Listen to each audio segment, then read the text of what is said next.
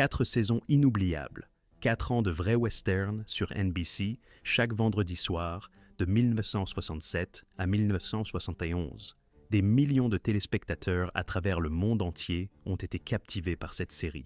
Mais ce qui est arrivé à ces acteurs après l'arrêt des caméras s'est révélé tout aussi dramatique que n'importe quel épisode diffusé à l'écran. Saviez-vous que l'un des acteurs de la série est mort électrocuté chez lui, pendant le tournage de la 4e saison?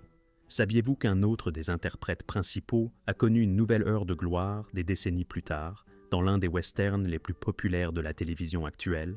Une seconde vie qui a ressuscité toute une carrière. Et saviez-vous que l'un des acteurs a divorcé d'une star d'Hollywood et épousé une autre star d'Hollywood, le même jour? Aujourd'hui, nous revenons sur ceux qui ont fait de cette série une légende. Où la vie les a-t-elle menés? Qu'ont-ils traversé au fil des années?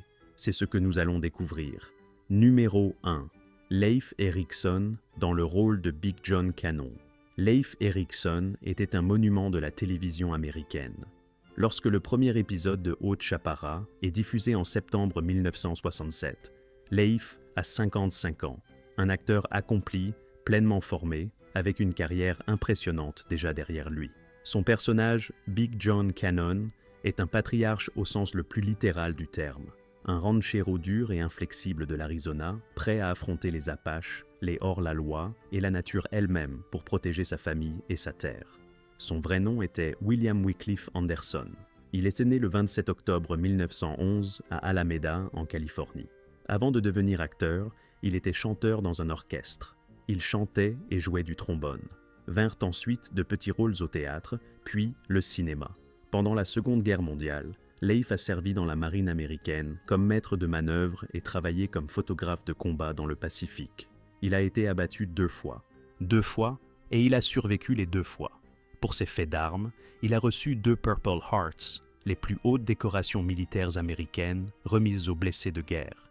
C'était un homme qui avait vu la vraie guerre, et cela transparaissait dans chacune de ses interprétations.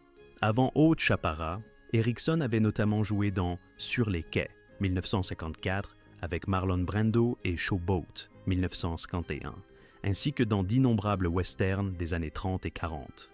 Lorsque les rôles se sont raréfiés au milieu des années 60, il a travaillé comme courtier en yachts à Marina del Rey, en Californie, ce qui en dit long sur sa nature, sans apitoiement. On avance. Le rôle de Big John Cannon a représenté le sommet de sa carrière télévisuelle. Pendant les 4 saisons, il a porté le poids principal du récit, avec cette gravité monumentale et tranquille qui a fait du personnage une icône. Sa vie personnelle a été tumultueuse. Leif s'est marié 3 fois. L'épisode le plus commenté.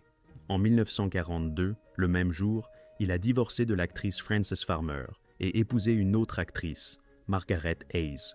Hollywood n'avait pas souvent vu ça. Après la fin de la série en 1971, Leif a continué à apparaître dans des rôles secondaires, dans Gunsmoke, Rockford et L'île Fantastique.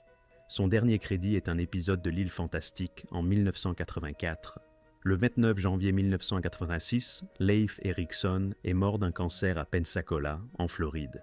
Il avait 74 ans. Son fils William avait été tué dans un accident de voiture en 1971, l'année même où la série s'était terminée. Le destin n'a pas épargné cet homme, mais il n'a jamais renoncé. Numéro 2. Cameron Mitchell dans le rôle de Buck Cannon. Cameron Mitchell était le genre d'acteur dont on dit « il était né pour Hollywood », même si Hollywood ne l'a pas toujours traité à sa juste valeur. Lorsque Haute Chaparral démarre en 1967, Cameron a 48 ans et a déjà vécu plusieurs vies d'acteur. Son personnage, Buck Cannon, le jeune frère de Big John, est si vivant, si haut en couleur et si magnétique que beaucoup de téléspectateurs le considèrent comme le vrai cœur de la série. Cameron McDowell Mitchell est né le 4 novembre 1918 à Dallastown, en Pennsylvanie. Son père était pasteur protestant et la tradition familiale voulait que Cameron emprunte la même voie. Il choisit la scène. D'abord Broadway à la fin des années 30, puis le service militaire pendant la Seconde Guerre mondiale en tant que bombardier, puis retour au cinéma et au théâtre. En 1949, Mitchell incarne Happy Loman à Broadway dans Mort d'un commis voyageur d'Arthur Miller, le rôle qui lui ouvre les portes. Il le reprend en 1951 dans l'adaptation cinématographique. Vient ensuite Comment épouser un millionnaire, 1953, avec Marilyn Monroe et Lauren Bacall. Sa carrière semblait sans limite. Mais dans les années 60, Mitchell part en Europe et enchaîne les productions italiennes. Western, spaghetti, films d'horreur, drames en costume, des dizaines de rôles, des centaines de vols. C'est alors que, par pur hasard, il se retrouve assis à côté du producteur David Dortort dans un avion pour Tucson. Et à l'atterrissage, le rôle de Buck Cannon lui appartient déjà. Un siège chanceux dans un avion qui a tout changé. Buck Cannon, un cow-boy buveur, bruyant, mais d'une loyauté absolue, a été le grand moment de Mitchell. Il a dit un jour « Je suis fermement convaincu que notre série est le meilleur western jamais réalisé. » Ce n'était pas de la vantardise, c'était la conviction d'un homme amoureux de son travail. Dans les coulisses, les choses étaient plus compliquées. Mitchell s'est marié 3 fois. Sa carrière a avancé par vagues, des hauts suivis de longues périodes d'oubli. Dans les années 70 et 80, il a principalement tourné dans des films d'exploitation et d'horreur. Les meurtres de la boîte à outils, 1978, Le cri silencieux, 1980. Il a déclaré faillite à 2 reprises. C'était un homme à qui la vie avait beaucoup donné et qui avait aussi beaucoup perdu. Cameron Mitchell est mort le 6 juillet 1994 d'un cancer du poumon à Pacific Palisades, en Californie. Il avait 75 ans. Au cours de sa carrière, il est apparu dans plus de 300 films et séries télévisées. Buck Cannon reste son rôle le plus mémorable, celui que l'on cite encore aujourd'hui quand on prononce son nom. Numéro 3, Mark Slade dans le rôle de Billy Blue Cannon. Mark Slade incarnait la jeunesse de Haute Chaparral. Son personnage, Billy Blue Cannon, le fils de Big John, était un jeune homme impétueux, rebelle, en quête de lui-même dans l'Ouest sauvage. Lorsque la série a démarré en 1967, Mark avait 28 ans, même s'il paraissait plus jeune à l'écran. Mark Van Blarcum Slade est né le 1er mai 1939 à Salem, dans le Massachusetts. Un détail amusant, sa grand-mère maternelle était cousine au 5e degré d'Henry Ford. Et, quelle coïncidence! Dans le manifeste de passagers du 2e navire anglais arrivé à Plymouth en 1621, figure un certain John Cannon, le même nom que le patriarche de la série. Mark souhaitait à l'origine devenir illustrateur. Il est entré dans une école d'art en 1956 avec l'intention de faire de la caricature. Puis un jour, il a remplacé un camarade souffrant dans une pièce de théâtre, et le virus du jeu l'a contaminé pour toujours. Il a rejoint New York, intégré l'Académie américaine d'art dramatique et travaillé comme serveur au légendaire Club 21, l'un des restaurants les plus célèbres de Manhattan, pour payer ses études. Dans Haute Chaparral, Mark a participé aux 4 saisons, avant de quitter la série vers la fin. Son départ serait lié à l'envie d'explorer d'autres projets. Pendant la série, il a même pu montrer son talent d'illustrateur. Un épisode mettait en scène des caricatures réalisées par son personnage, et les dessins étaient authentiquement l'œuvre de Mark Slade. Après Haute Chaparral, il a joué dans le film Salty, 1973, et dans la série télévisée du même nom, 1974-1975. Sa carrière d'acteur s'est poursuivie jusqu'au début des années 90, avec plus de 300 apparitions au théâtre, au cinéma et à la télévision. Il a reçu plusieurs prix internationaux, dont un prix du public en Belgique et le Bambi, l'une des plus importantes récompenses médiatiques d'Allemagne. En 2026, Mark Slade a 87 ans. Il est toujours vivant et en bonne santé. Après avoir quitté le métier d'acteur, il s'est entièrement consacré aux arts visuels. Ses illustrations, caricatures politiques et bandes dessinées ont été publiées dans les grands médias du monde entier. Il était marié à Melinda Riccioli depuis 1968, plus de 57 ans ensemble, 2 fils, Morgan et Mitchell. Une histoire de stabilité remarquable dans le milieu turbulent d'Hollywood. Numéro 4, Don Collier dans le rôle de Sam Butler. Don Collier, c'est ce qu'on appelle à Hollywood un vrai cow-boy. Et ce n'est pas une image, il savait réellement monter à cheval, conduire du bétail et faire exactement ce que son personnage faisait à l'écran. Lorsque le tournage de Haute Chaparral a commencé en 1967, Don avait 38 ans et disposait déjà d'un solide palmarès dans les westerns télévisés. Donald Maunger Collier est né le 17 octobre 1928 à Inglewood, en Californie. Après le lycée, il a servi dans la marine américaine et la marine marchande, puis vint une bourse sportive, d'abord à l'université Hardin-Simmons au Texas, puis à l'université Brigham Young dans l'Utah. La discipline, l'esprit d'équipe, l'effort, tout cela se retrouverait plus tard dans sa façon de jouer, sobre, fiable, sans fioritures. son chemin vers Hollywood a commencé en selle. Savoir bien monter ouvrait les portes des westerns. En 1960, il décroche le rôle principal du maréchal Will Foreman dans la série Outlaws sur NBC, une vraie percée. Lorsque Outlaws est annulé après 2 saisons, Don rejoint Haute Chaparral où il incarne Sam Butler, le contremaître du ranch et le bras droit de Big John Cannon, et reste pour les 4 saisons. Mon rôle est simple, un homme qui s'occupe du bétail, et je le joue droit, disait-il dans une interview de 1968. Cette franchise est précisément ce que le public lui savait gré d'apporter. Sam Butler était l'image de la loyauté, de l'intégrité et du professionnalisme. Don Collier l'était tout autant dans la vie. Après Haute Chaparral, Don a continué à travailler activement. Il a joué dans 3 films avec John Wayne, Eldorado, 1966, La Caravane de Feu, 1967, et Les Géants de l'Ouest, 1969. Puis vint le rôle de William Tompkins dans Les Jeunes Cavaliers, ABC, 1989-1992, ainsi que des participations dans des téléfilms Gunsmoke et Bonanza. Son image de cow-boy authentique en a fait le visage des chewing-gums Hubba Bubba. De grosses bulles, sans problème. Don Collier est mort le 13 septembre 2021 d'un cancer du poumon à Harrodsburg, dans le Kentucky. Il avait 92 ans. Jusqu'à ces dernières années, il est resté actif, participant aux rencontres de fans de Haute Chaparral, se rendant au festival de western à Kanab et à Tombstone. Il était authentique, et l'a été jusqu'au bout.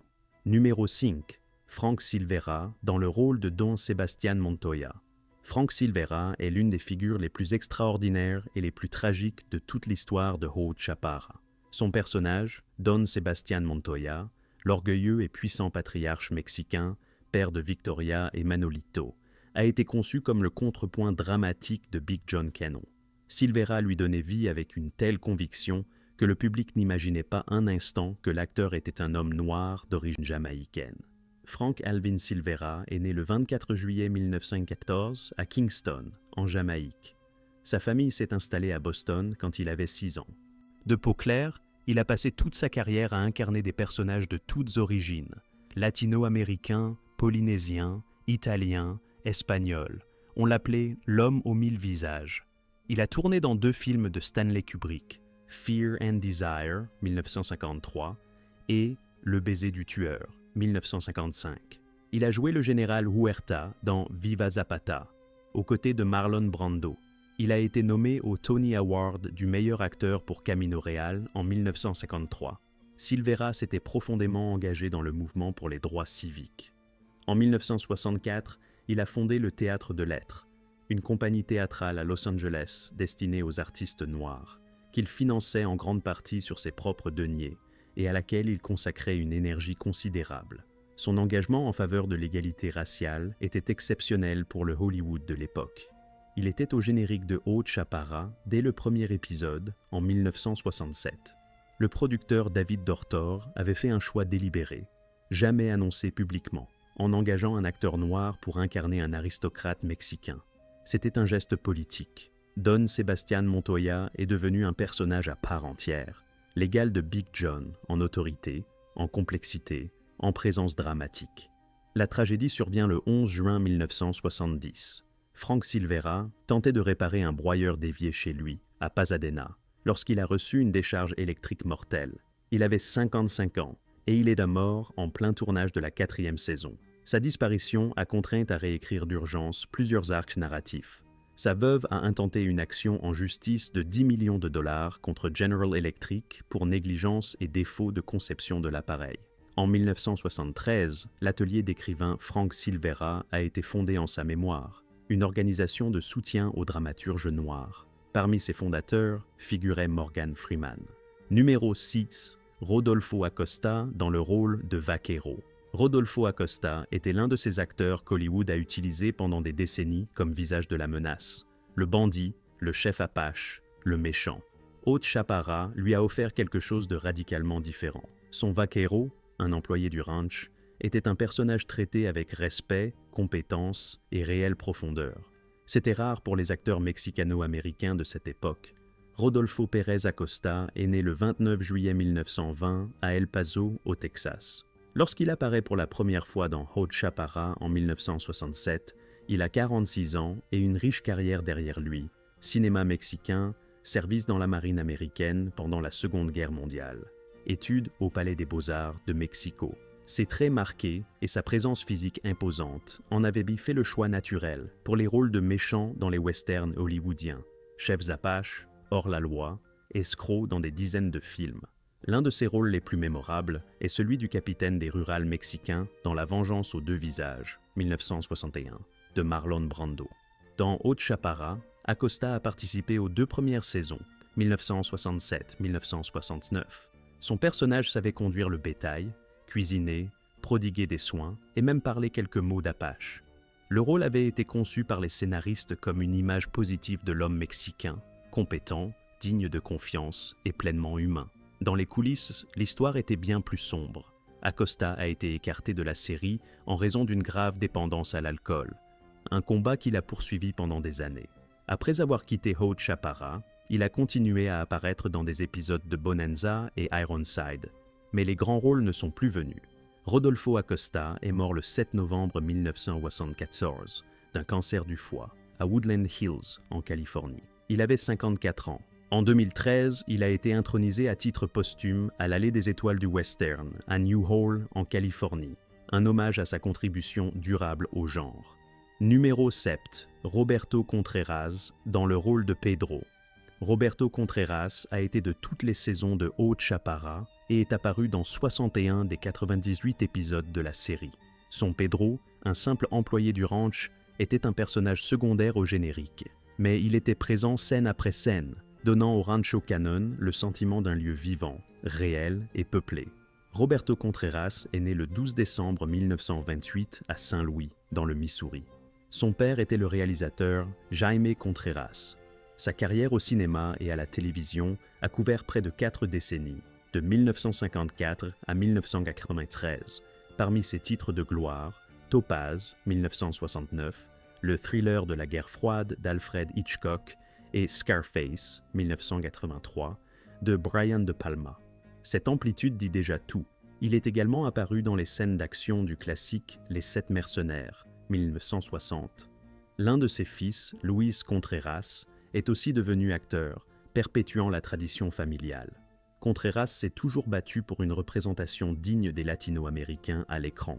Il exprimait ouvertement son mécontentement lorsque des rôles de Mexicains étaient confiés à des acteurs non mexicains. Haute Chaparral était pour lui un projet particulier, l'une des rares séries où des acteurs latinos incarnèrent des personnages complets, à égalité avec leurs homologues anglo-saxons. Roberto Contreras est mort le 18 juillet 2000 à Los Angeles. Il avait 71 ans. Son fils Luis a continué dans la profession. Contreras reste une figure de l'histoire d'une série qui, peut-être pour la première fois dans le prime time américain, a placé une famille mexicaine sur un pied d'égalité avec une famille blanche américaine, sans s'en excuser. Numéro 8. Bob Hoye dans le rôle de Joe Butler. Bob Hoye était un homme de 2 mondes, cascadeur et acteur à la fois. Une combinaison rare qui lui donnait une compréhension de l'intérieur du processus cinématographique que peu de comédiens possèdent. Dans Haute Chaparral, il incarnait Joe Butler, le frère cadet du contremaître Sam Butler, le personnage de Don Colia. Quand la série a commencé en 1967, Bob avait 40 ans. Robert Francis Hoye était né le 3 avril 1927 à New York. Dès l'âge de 7 ans, il a travaillé dans un ranch des monts Catskill et est devenu un cavalier exceptionnel, une compétence qui allait déterminer toute sa vie professionnelle. Il a servi dans le corps des Marines américains à la fin de la Seconde Guerre mondiale. Comme cascadeur, il a doublé Charles Bronson, Tony Curtis, Tyrone Power, David Johnson et Telly Savalas. Comme acteur, il est apparu dans José Wales hors la loi, 1976, avec Clint Eastwood, et dans L'Exécuteur, 1976. En 1961, il a été l'un des cofondateurs de l'Association des cascadeurs de l'industrie cinématographique, une organisation qui défend encore aujourd'hui les droits et la sécurité des professionnels de l'une des disciplines les plus dangereuses du cinéma. Bob a participé à Haute Chaparral pendant les 4 saisons. Après la série, il a continué à travailler. Dallas, Magnum, Jag, Les Jeunes Cavaliers. En 1990, il a rejoint la Directors Guild of America et a officié comme réalisateur et assistant réalisateur de seconde équipe sur la série Zorro, tournée en Espagne, aux côtés de son ancien partenaire de Haute Chaparra, Henry Darrow, qui jouait le père de Zorro. Bob Hoye est mort le 8 février 2010 au Northridge Hospital, après 6 mois de lutte contre le cancer. Il avait 82 ans. Sa carrière s'est étendue sur 55 ans, du cinéma des années 50 à la télévision des années 2000. Ce fut la vie d'un homme qui aimait son métier et qui l'exerçait remarquablement bien. Numéro 9. Rudy Ramos dans le rôle de Wind. Rudy Ramos est peut-être l'histoire la plus inattendue et la plus inspirante de tout le casting de Haute Chaparra. Il a rejoint la série lors de sa 4e et dernière saison, en 1970, à tout juste 19 ans. Son personnage, Wind, un jeune homme au sang mêlé, à moitié amérindien, est devenu le nouveau visage de la série dans son ultime chapitre. Rudy Ramos est né le 19 septembre 1950 à Lawton, en Oklahoma. Selon ses propres mots, il est à moitié Mexica, descendant du peuple aztèque, et à moitié mexicain. Il a grandi au contact des communautés Kiowa et Comanche, ce qui lui a donné une compréhension profonde des cultures amérindiennes qui transparaîtraient dans ses rôles. Sa première expérience professionnelle date d'Ironside en 1969. 6 mois plus tard, il passait les essais pour Haute Chaparra. Un détail qui mérite d'être raconté. Le producteur David Dortor avait d'abord fait passer des essais à des acteurs blonds aux yeux bleus portant des perruques pour le rôle de Wind. Puis, quelqu'un lui a parlé de Rudy Ramos, qui n'avait alors pas le moindre crédit théâtral à son nom. Ramos s'est présenté, a joué une scène de la pièce, une poignée de pluie, et il était reparti avec le rôle. Après Haute Chaparra, Rudy a tourné dans des dizaines de séries et de films. L'Exécuteur, 1976, avec Clint Eastwood, Le Chauffeur, 1978, Colors, 1988, avec Sean Penn et Robert Duvall. De 1987 à 1988, il a été membre régulier du casting de Hunter sur NBC. En 1977, il a reçu le prix du Cercle des critiques dramatiques de Los Angeles pour son travail d'ensemble dans une production théâtrale. Et puis est venu le vrai renouveau. À la fin des années 2010, Rudy Ramos a rejoint le casting du phénoménal Yellowstone avec Kevin Costner dans le rôle de Félix Long, un cercle qui se referme, un western sur une famille de ranchers, où Ramos incarne à nouveau un homme entre deux mondes. En 2026, Rudy Ramos a 75 ans et est toujours en activité.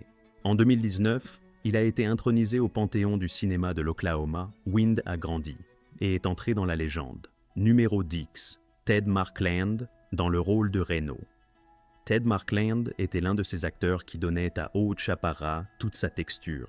Son personnage Reno, un cow-boy du Rancho Canon, n'avait pas de grands monologues ni de scènes en vue, mais épisode après épisode, sa présence contribuait à rendre le monde de la série authentiquement vivant. Quand la série a commencé en 1967, Ted avait une trentaine d'années. Ted Markland, de son vrai nom Edward Markland, est né le 27 septembre 1932. Sa carrière d'acteur a couvert plus de 40 ans, des westerns télévisés des années 50 au cinéma indépendant des années 90. Avant Haute Chaparra, il avait notamment joué dans les Rough Riders, tous des assassins et diverses séries d'anthologie. Dans Haute Chaparra, Ted a été une présence constante de la troupe pendant toute la durée de la série. Reno était fiable, taciturne et toujours prêt à l'action. Exactement le type de personnage qui fait tenir ensemble le tissu vivant d'un western. Après Haute Chaparra, Markland a travaillé principalement dans des seconds rôles, une grande variété de projets, des drames télévisés aux films indépendants. Il n'a jamais été une figure connue du grand public, mais dans le milieu il était respecté comme un acteur techniquement solide et d'une constante fiabilité. Ted Markland est mort le 1er août 2014. Il avait 81 ans. Il a laissé une filmographie abondante et une bonne réputation, celle d'un homme qui a toujours fait son travail avec honnêteté et sérieux. Numéro 11. Jerry Summers dans le rôle d'Ira. Jerry Summers était l'un des visages essentiels de la troupe de Haute Chaparra. Son personnage Ira, un ouvrier du ranch, est apparu dès la première saison et, pendant plusieurs années, a été une présence incontournable du quotidien du Rancho Canon. Jerry Summers, de son vrai nom Gerald David Summers, est né en 1935. Il était à la fois acteur professionnel et cascadeur, une combinaison qui lui ouvrait la porte des westerns, où les aptitudes physiques comptaient autant que le talent de comédien. Tout au long de sa carrière, il a travaillé principalement dans le genre western. Haute Chaparral est son projet le plus long et le plus visible. Après la fin de la série, il a continué à décrocher des rôles à la télévision sans jamais atteindre de nouveau les hauteurs. Ce que l'on sait, c'est que Jerry Summers a passé toutes les années de tournage à Tucson et sur les décors extérieurs du Old Tucson Studio, et qu'il en parlait plus tard avec une grande chaleur. Sur le site officiel de Haute Chaparral, une citation de lui est conservée. Il disait qu'une fois seul aurait suffi, mais qu'il n'aurait manqué ça pour rien au monde. Jerry Summers est mort en 1997. Il a fait partie d'une génération de comédiens qui savaient débat construire un monde autour des têtes d'affiche, en silence, avec professionnalisme et sans chercher la lumière. C'est exactement ce qui fait la grande télévision. Numéro 12, Henry Darrow, dans le rôle de Manolito Montoya. Henry Darrow est le phénomène de Haute Chaparral. Il est le seul membre du casting principal à avoir rejoint la série sans un nom établi et à l'avoir quitté en véritable star internationale. Son Manolito Montoya, le charmeur imprévisible, frère de Victoria, fils de Don Sebastian, est devenu, sans aucun doute, le personnage le plus aimé de la série dans le monde entier. Son vrai nom était Enrique Tomás Delgado Jiménez. Il est né le 15 septembre 1933 à Manhattan, à New York. Ses parents étaient des immigrés portoricains. À 13 ans, la famille est retournée sur l'île. Là, il a étudié les sciences politiques et l'art dramatique à l'Université de Porto Rico, puis a obtenu une bourse pour le Pasadena Playhouse, l'une des meilleures écoles de théâtre de Californie. Lorsque le producteur David Dortor a vu Henry, qui se faisait alors appeler Henry Delgado, dans une production de l'incroyable costume de crème glacée de Ray Bradbury, aux côtés de F. Murray Abraham, sa décision a été instantanée, pas d'essai officiel. « Le rôle est à vous », a-t-il dit. Darrow a raconté par la suite que c'est lui-même qui avait proposé de parler espagnol dans la série et d'apprendre le langage des signes apaches, et que le producteur avait accepté sur le champ. Darrow a bâti Manolito à partir de deux personnages shakespeariens, Mercutio de Roméo et Juliette pour la comédie et Iago d'Othello pour l'ambiguïté sombre. Ce qui en a résulté, c'est un personnage d'une vitalité extraordinaire, imprévisible et irrésistible. Lui et Cameron Mitchell ont littéralement volé la vedette au héros principal. Après Haute Chaparral, Darrow a poursuivi une carrière active. De 1974 à 1975, il a joué le détective Manny Quinlan dans Harry O, aux côtés de David Janssen. En 1980, il a prêté sa voix à Zorro dans une série d'animation. En 1983, il a interprété Zorro en personne dans la comédie Zorro et son fils, devenant le premier acteur latino à incarner Zorro à la télévision américaine. Puis, de 1990 à 1993, dans la série avec Duncan Regehr, il a joué le père de Zorro, Don Alejandro, devenant ainsi le seul acteur de l'histoire à avoir incarné à la fois Zorro et son père. En 1994, il a remporté un Daytime Emmy Award pour son rôle dans Santa Barbara, le feuilleton qui a tenu des millions de téléspectateurs en haleine des deux côtés de l'Atlantique. Dans l'univers de Haute Chaparral, Darrow a été le grand ambassadeur de la série. Pendant des décennies, il a participé aux rencontres de fans à Tucson, échangé avec des spectateurs du monde entier, accordé des interviews et partagé ses souvenirs. Henry Darrow est mort le 14 mars 2021, des suites de causes naturelles, à son domicile de Wilmington, en Caroline du Nord. Il avait 87 ans. Manolito Montoya vit encore, dans le cœur de millions de spectateurs à travers le monde. Numéro 13, Linda Cristal, dans le rôle de Victoria. Canon. Linda Cristal était une légende, pas seulement une actrice de Haute Chaparral, une femme qui a transformé la série et joué un rôle décisif dans son succès mondial.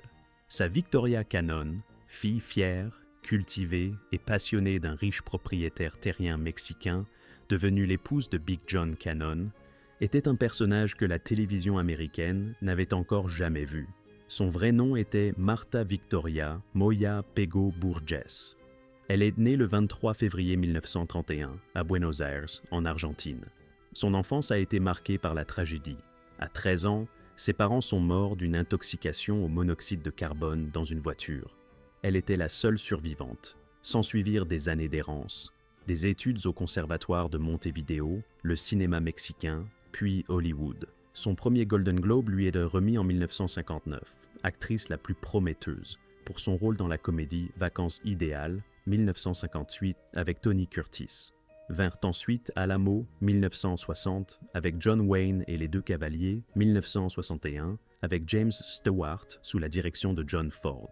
Sa carrière au cinéma était brillante. C'est pourquoi, lorsque David Dortor cherchait depuis 3 semaines sa Victoria Montoya sans la trouver, l'arrivée de Linda Cristal fut comme une bouée de sauvetage. L'audition est entrée dans la légende. La scène qu'on lui a proposée lui a semblé trop douce, trop sage. Elle l'a mise de côté et s'est mise à improviser, jouant une femme amoureuse, puis une femme de la rue, puis une mère qui avait perdu son fils à la guerre. À un moment, elle achetait son chapeau, ses chaussures, sa veste. Je me jetais littéralement sur ses jambes, se souvenait-elle. Elle est repartie avec un contrat. Dans Haute Chaparral, Linda Cristal est apparue dans 96 épisodes. Pour son interprétation de Victoria, elle a reçu 2 nominations aux Emmy Awards et a remporté en 1970 le Golden Globe de la meilleure actrice dans une série dramatique, le 2e de sa vie. Un détail qui vaut la peine d'être raconté. Elle et Henry Darrow concluaient souvent les scènes en ajoutant des répliques improvisées en espagnol qui laissaient leurs partenaires anglo-saxons, Erickson, Mitchell et Slade, complètement déconcertés. Le producteur Dortor approuvait en silence. Après Haute Chaparral, Cristal a travaillé de façon sélective. Elle a joué dans Monsieur Majestic, 1974, avec Charles Bronson, fait des apparitions dans des séries dont Hôpital Général, puis s'est retirée presque entièrement de la vie publique. Elle s'est consacrée aux affaires, immobilier, import-export, avec, semble-t-il, beaucoup de succès. En 2019, son autobiographie, Une vie inattendue, écrite avec son fils Jordan Wexler, a été publiée. Linda Cristal est morte le 27 juin 2020 à son domicile de Beverly Hills. Elle avait 89 ans.